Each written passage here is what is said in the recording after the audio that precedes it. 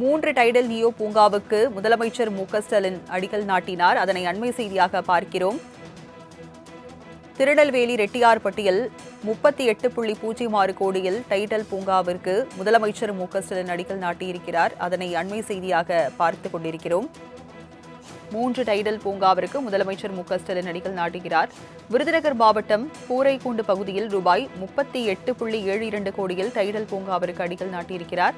அதனை அண்மை செய்தியாக பார்த்துக் கொண்டிருக்கிறோம்.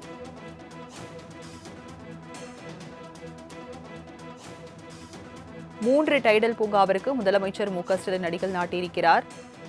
ஈரோடு மாவட்டம் கங்காபுரம் பகுதியில் 39.87 கோடி மதிப்பில் டைடல் பூங்காவிற்கு அடிக்கல் நாட்டியிருக்கிறார். மேலும் 53 மோட்டார் வாகன ஆய்வாளர்களுக்கு பணி நியமன ஆணைகளையும் முதலமைச்சர் மு.க.ஸ்டாலின் சென்னை தலைமைச் செயலகத்திலிருந்து வழங்கியிருக்கிறார். அதனை அண்மை செய்தியாக பார்த்துக் கொண்டிருக்கிறோம். விவரங்களை செய்தியாளர் நந்தினியிடம் தகவல்களை கேட்கலாம். நந்தினி, 3 டைடல் பூங்காவிற்கு முதலமைச்சர் மு.க.ஸ்டாலின் சென்னை தலைமைச் செயலகத்திலிருந்து அடிக்கல் நாட்டியிருக்கிறார். விவரங்கள் என்ன?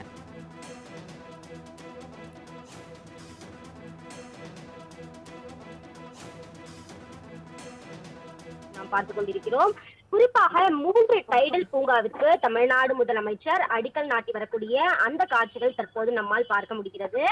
ஏற்கனவே பார்த்தோம் என்றால் பல்வேறு சுமார் 10 துறை சார்பான திட்டங்களை தமிழ்நாடு முதலமைச்சர் தற்போது சென்னை தலைமைச் செயலகத்திலிருந்து தொடங்கி வைத்து வருகிறார். அந்த வகையில்தான் குறிப்பாக 3 டைடல் பூங்காவிற்கு தமிழ்நாடு முதலமைச்சர் அடிக்கல் நாட்டியிருக்கிறார். அது மட்டுமல்லாமல் பார்த்தோம் என்றால் பல்வேறு முடிவுற்ற திட்டப்பணிகளையும் தமிழ்நாடு முதலமைச்சர் தொடங்கி வைக்கிறார். அந்த வகையில்தான் பார்த்தோம் என்றால் பல்வேறு தொழில் முதலீடு மற்றும் ஊக்குவிப்பு வர்த்தகத்துறை சார்பில் திருநெல்வேலி மாவட்டம் ரெட்டியார்பட்டி கிராமத்தில் 39.06 கோடி ரூபாய் மதிப்பீட்டிலும், விருதுநகர் மாவட்டம் கூரைக்கூண்டு கிராமத்தில் 38.72 கோடி ரூபாய் மதிப்பீட்டிலும், ஈரோடு மாவட்டம் கங்காபுரம் கிராமத்தில் 39.87 கோடி ரூபாய் மதிப்பீட்டிலும் 3 டைடல் நியோ பூங்காக்கள் அமைப்பதற்கு முதலமைச்சர் அடிக்கல் நாட்டுகிறார். இப்பூங்காக்கள் ஒவ்வொன்றும் சுமார் 600 தகவல் தொழில்நுட்ப வல்லுநர்களுக்கு புதிய வேலைவாய்ப்புகளை உருவாக்கும் வகையில் கட்டப்பட உள்ளது என்பதும் குறிப்பிடத்தக்கது. இந்த நிகழ்ச்சியில் தொழில்துறை அமைச்சர் டி.ஆர்.பி. ராஜா, தொழில்துறை செயலாளர், தலைமைச் செயலாளர் உள்ளிட்ட அதிகாரிகளும் கலந்து கொண்டுள்ளனர். விவரங்களை வழங்கியதற்கு நன்றி நந்தினி.